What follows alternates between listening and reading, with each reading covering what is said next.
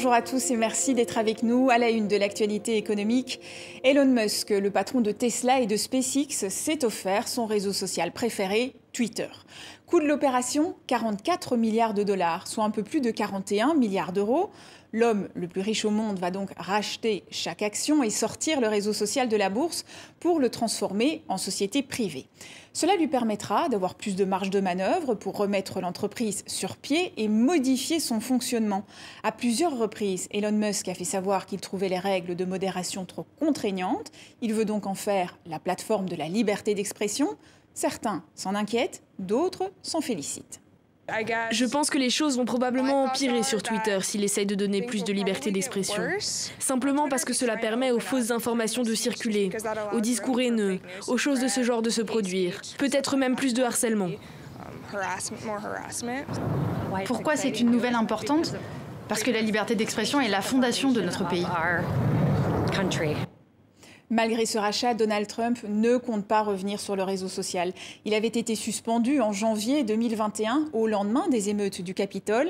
Mais selon cet expert, l'ancien chef d'État américain pourrait changer d'avis. Reste à savoir si Elon Musk l'accepterait.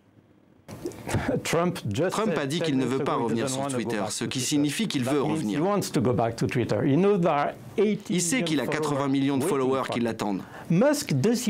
Si Elon Musk est vraiment pour la liberté d'expression, il ne peut pas ne pas laisser revenir Trump, c'est sûr.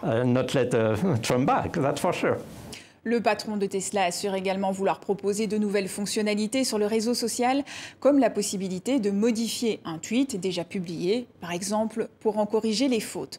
Enfin, il veut s'attaquer aux bots. Ce sont des comptes automatisés pouvant servir à mener des campagnes de harcèlement.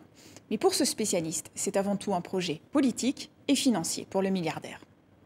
Il veut étendre son influence.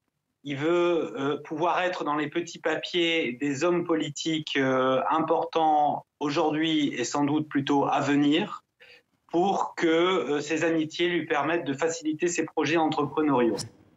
Dans le reste de l'actualité, c'est un bon d'achat qui ne passe pas. Buitoni a envoyé une carte cadeau d'une valeur de 20 € à la mère d'un enfant contaminé par la bactérie E. coli suite à la consommation d'une de ses pizzas. Pour rappel, la marque est mise en cause dans une cinquantaine de cas d'intoxication en France, dont certains très graves.